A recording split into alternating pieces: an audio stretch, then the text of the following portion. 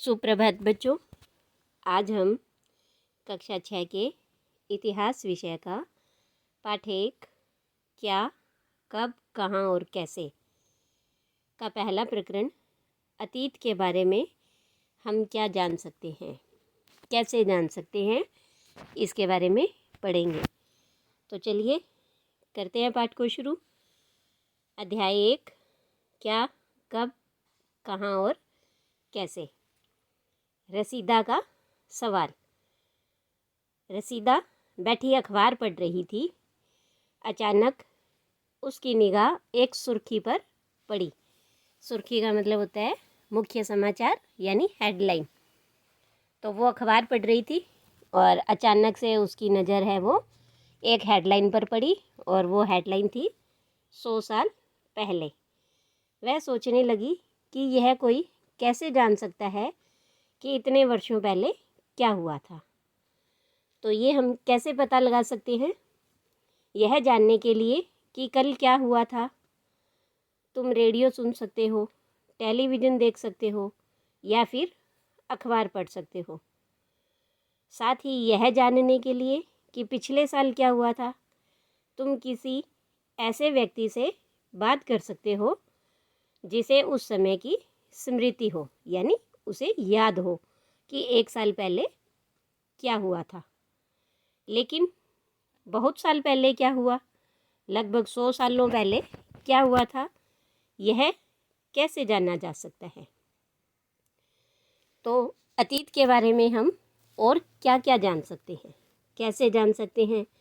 अतीत के बारे में बहुत कुछ जाना जा सकता है, जैसे कि लोग क्या खाते थे, कैसे कपड़े पहनते थे, किस तरह के घरों में रहते थे।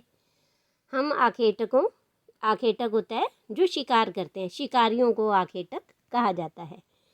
पशुपालकों, कृषकों यानी किसान, शासकों का मतलब होता है राजाओं कि राजा के बारे में, व्यापारियों, पुरोहितों, शिल्पकारों।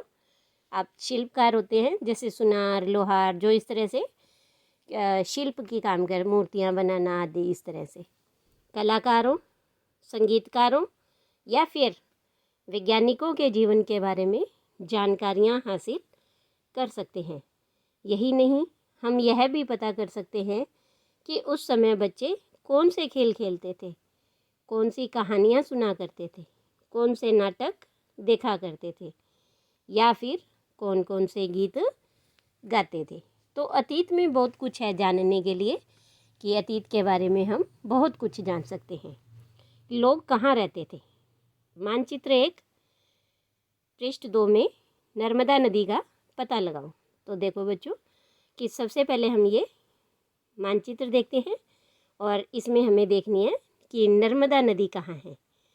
तो ये देखिए कि बिल्कुल मध्य भारत में, भारत के बिल्कुल बीचों बीच ये नर्मदा नदी है। ये नर्मदा नदी है।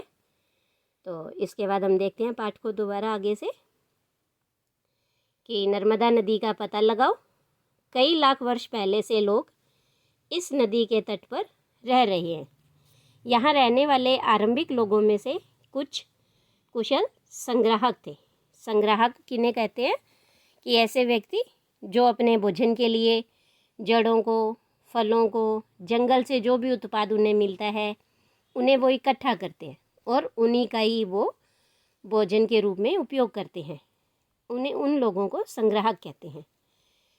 तो आरंभिक लोगों में से कुछ अच्छे संग्राहक थे जो आसपास के जंगलों की इन विशाल संपदा से परिचित थे।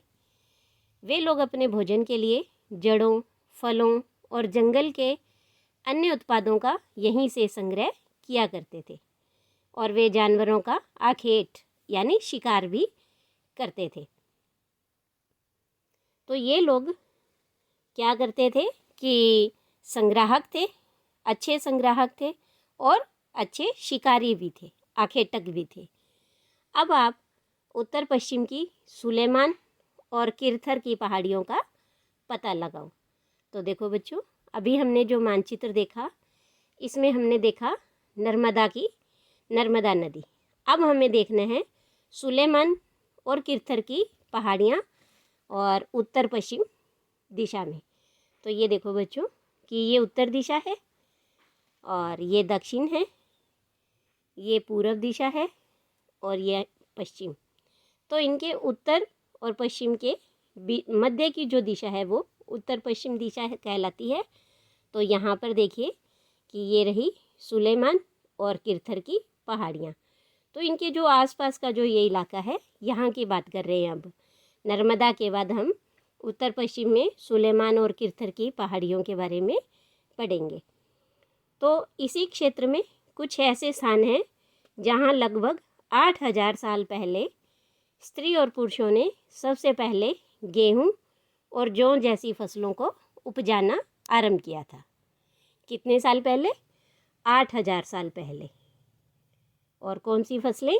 गेहूँ और जौ जैसी फसलें उगाई गई। उन्होंने भेड़, बकरी, गाय, बैल जैसे पशुओं को पालतू बनाना भी शुरू किया और ये लोग गांवों में रहते थे। अब हम इसके बाद देखिए कि उत्तर पूर्व में गारो की पहाड़ियाँ और मध्य भारत में विंध्य की पहाड़ियों का पता लगाओ। तो चलिए इसी मानचित्र को एक बार और देखते हैं कि अब हमें देखना है कि गारो की पहाड़ियाँ कहाँ हैं। तो ये देखिए आपको इधर मानचित्र में आपको दिखाई देगा, ये रही पूर्व दिशा और पूर्व दिशा के इधर ब्रह्मपुत्र नदी जो आ रही है वहाँ पर ये गारो की पहाड़ियाँ और मध्य भारत के अंदर ये विंध्य की पहाड़ियाँ नर्मदा नदी से ऊपर की तरफ। तो अब ये देखिए गारो की पहाड़ियाँ और विंध्य के बारे में हम पढ़ते हैं कि इन पहाड़ियों में क्या था। तो ये कुछ अन्य ऐसे क्षेत्र थे जहाँ कृषि का विकास हुआ और यहाँ सबसे पहले चावल उपजाया गया और वे स्थान विंध्य के उत्तर में स्थित थे। यानी जहाँ पर चावल उपजाया गया वे विंध्य की पहाड़ियों के उत्तर में स्थित थे। इसके बाद देखिए आगे मानचित्र पर सिंधु और इसकी सहायक नदियों का पता लगाने का प्रयास करो। तो देखो बच्चों कि सहायक नदी क्या होती है कि जैसे मानो ये एक बड़ी नदी जा रही है और इसमें कई छोटी छोटी नदियाँ आकर के और इस तरह से इसमें मिल जाती है। तो जो ये छोटी नदियाँ हैं इन्हें हम सहायक नदियाँ कहते हैं। जैसे ये देखिए इसमें लिखा है कि सहायक नदियाँ उन्हें कहते हैं जो एक बड़ी नदी में मिल जाती हैं। तो चलिए आगे पढ़ने से पहले हम उसी मानचित्र को दोबारा देखते हैं और उसमें सिंधु नदी का पता लगाते हैं कि सिंधु नदी कहाँ है। तो ये देखिए ये रही, वहीं उत्तर पश्चिम दिशा की तरफ ध्यान से देखेंगे आप तो यहाँ से ये सिंधु नदी आ रही है और ये यहाँ पर आकर अरब सागर में गिरती है। और इसकी सहायक नदियाँ हैं झेलम नदी, चेनाब, रावी, सतलुज, व्यास, ये सारी इसकी सहायक नदियाँ हैं। तो इससे पहले हमने देखा गारो की पहाड़ियाँ, विंध्य की पहाड़ियाँ, सुलेमान की पहाड़ियाँ, किरथर की पहाड़ियाँ और यहाँ के आसपास के क्षेत्रों के बारे में, यहाँ के लोगों के बारे में कि कौन सी वो फसल उगाते थे, कौन से पशुओं का उन्होंने पालन किया। और अब हम देखते हैं इस सिंधु नदी के बारे में कि सिंधु नदी के आसपास क्या था। लगभग 4700 वर्ष पूर्व इन्हीं नदियों के किनारे कुछ आरंभिक नगर फले और फूले। गंगा व इसकी सहायक नदियों के किनारे तथा समुद्र तटवर्ती इलाकों में नगरों का विकास लगभग 2500 वर्ष पूर्व हुआ। यानी कि जो नगरों का विकास था वो गंगा नदी के किनारे और उसकी सहायक नदियों के किनारे 2500 वर्ष पूर्व नगर बनने शुरू हुए थे। अब गंगा नदी और इसकी सहायक नदी सोन नदी का पता लगाओ। तो चलिए एक बार फिर हम इसी मानचित्र को देखते हैं कि गंगा नदी कहाँ है। हमने देखा था गंगा नदी के बारे में। ये देखिए ये रही गंगा नदी जो यहाँ से यहाँ उत्तर से ऐसे निकलकर और ये यहाँ इधर बंगाल की खाड़ी में गिरती है। ये गंगा नदी है और ये इसकी सहायक नदी है सोन नदी। तो गंगा नदी के जो आसपास का क्षेत्र है, गंगा के दक्षिण में इन नदियों के आसपास का जो क्षेत्र है वो प्राचीन काल में मगध के नाम से जाना जाता था। और मगध है वो एक शक्तिशाली महाजनपद था। इसके शासक बहुत शक्तिशाली थे और इन्होंने एक विशाल राज्य स्थापित किया था। देश के अन्य हिस्सों में भी ऐसे राज्यों की स्थापना की गई थी। जो तो देखिए हम इसी मानचित्र में देख लेते हैं कि जो ये मगध राज्य है वो गंगा नदी के दक्षिण दिशा में स्थित है। तो देखिए ये गंगा नदी यहाँ और इसके जो ये यहाँ का आसपास का जो ये राज्य क्षेत्र है वो मगध के नाम से जाना जाता था। इसके बाद देखिए हम आगे बात करते हैं कि लोगों ने सदैव उपमहाद्वीप के एक हिस्से से दूसरे हिस्से तक यात्राएं की। अब इन लोगों ने ये यात्राएं क्यों की? क्योंकि हमने जैसे अभी देखा मानचित्र में कि कभी कभी हिमालय जैसे ऊंचे पर्वतों, पहाड़ियों, रेगिस्तान, नदियों और समुद्रों के कारण यात्रा जोखिम भरी होती थी। फिर भी ये यात्रा उनके लिए असंभव नहीं थी। अतः कभी लोग काम की तलाश में तो कभी प्राकृतिक आपदाओं के कारण एक स्थान से दूसरे स्थान पर जाया करते थे।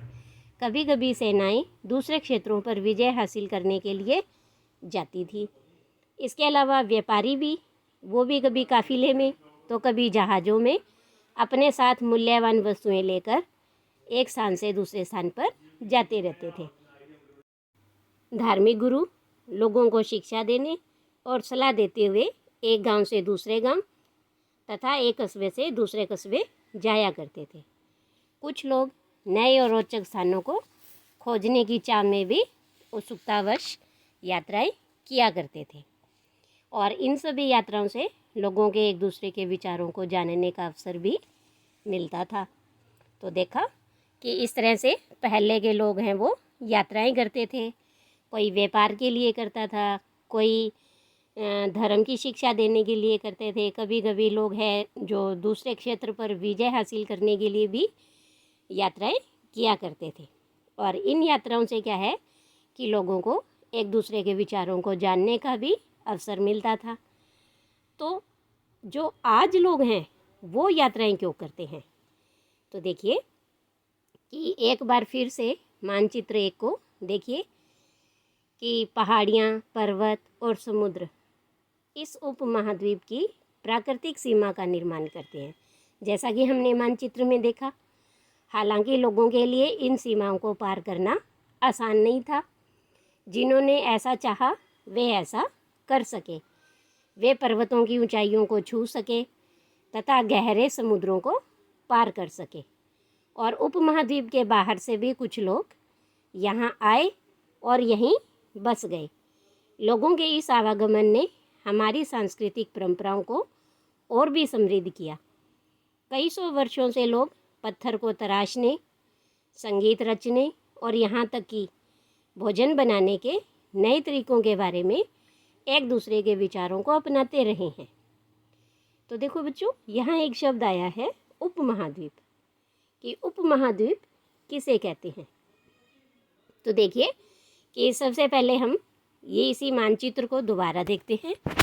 जो ये दक्षिणी एशिया का मानचित्र है जिसके अंदर आधुनिक भारत, ये पाकिस्तान जो कि पहले भारत का ही हिस्सा था और अब एक अलग से देश पाकिस्तान के नाम से बना है, वो ये बांग्लादेश, नेपाल, भूटान, श्रीलंका, म्यांमार, अफ़गानिस्तान, चीन, ये सारे कई ऐसे जो देश हैं वो हमारे इस पड़ोसी देश हैं। और इसी मानचित्र से हमें ये पता लगता है कि ये भारत के पड़ोसी देश हैं। तो दक्षिण एशिया एक महाद्वीप से छोटा हिस्सा है तो एशिया महाद्वीप ही, लेकिन इस एशिया महाद्वीप के दक्षिण में स्थित है और ये इस महाद्वीप से थोड़ा छोटा महाद्वीप है।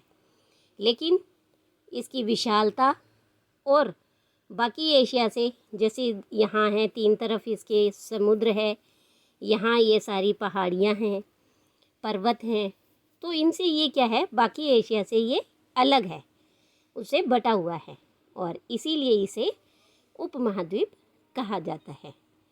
तो पूरे एशिया से अलग होने के कारण इसे उपमहाद्वीप कहा जाता है। तो हमने देखा कि पहले के लोग जो यात्राएं करते थे उसके कई कारण थे। इसके बाद देखिए कि देशों के नाम, कि जैसे हमारे देश का नाम भारत कैसे पड़ा, कि अपने देश के लिए हम प्राय इंडिया या भारत जैसे नामों का प्रयोग करते हैं। इंडिया शब्द इंडस से निकला है, जिसे संस्कृत में सिंधु कहा जाता है। अपने एटलस में ईरान और यूनान का पता लगाइए। लगभग 2500 वर्ष पूर्व उत्तर पश्चिम की ओर से आने वाले ईरानियों और यूनानियों ने सिंधु को हिंदोस अथवा इंदोस और इस नदी के पूर्व में स्थित भूमि को इंडिया कहा। तो देखो बच्चों कि इसी मानचित्र में हम एक बार फिर देखते हैं कि यूरान और ईरान भारत के किस दिशा में स्थित है। तो देखिए कि ये उत्तर और पश्चिम में, जैसे ये जो वर्तमान पाकिस्तान है इसके यहाँ पर ईरान और इराक है। तो उत्तर और पश्चिम में जो भी ईरानी और यूनानी यहाँ आए और इस सिंधु नदी के आसपास का जो भी इलाका था उसे उन्होंने हिंदोज या इंडोज के नाम से कहा गया, क्योंकि उनसे इंडोज का जो उच्चारण है वो सही नहीं हुआ। इंडस उनसे सही नहीं बोला गया, तो उन्होंने इसे हिंदोज या इंडोज कहा। और इस नदी के जो पूर्व दिशा की तरफ जो भी आसपास का क्षेत्र था, यहाँ के जो लोग थे, जो भूमि थी, उसे उन्होंने इंडिया कहा। और जो हमारा ऋग्वेद है उसमें भी भरत नाम का प्रयोग किया गया है, कि भरत नाम का प्रयोग उत्तर पश्चिम में रहने वाले लोगों के एक समूह के लिए किया जाता था। और इसी समूह का उल्लेख संस्कृत की आरंभिक कृति ऋग्वेद में भी मिलता है। यानी कि जो संस्कृत की सबसे पहली रचना है वो है ऋग्वेद, जो कि लगभग 3500 वर्ष पुरानी है। और उसमें सिंधु नदी के जो पूर्व में स्थित लोग हैं और वहाँ उन लोगों के लिए भरत नाम का प्रयोग किया गया। और बाद में इसका प्रयोग पूरे देश के लिए होने लगा और इस तरह से हमारे देश का नाम भारत रखा गया, भारत पड़ा, जिसे इंडिया या भारत कहा जाता है। तो इसके बाद है कि अतीत के बारे में हम कैसे जानें। ये तो था कि हम क्या क्या जानें, कि हम अतीत के बारे में क्या जान सकते हैं। लोग कैसे रहते थे, क्या खाते थे, कैसे कपड़े पहनते थे, किस तरह से यात्राएं करते थे। और अब अतीत के बारे में हम कैसे जानें, तो ये हम अगली वीडियो में पढ़ेंगे। आज के लिए इतना ही। धन्यवाद।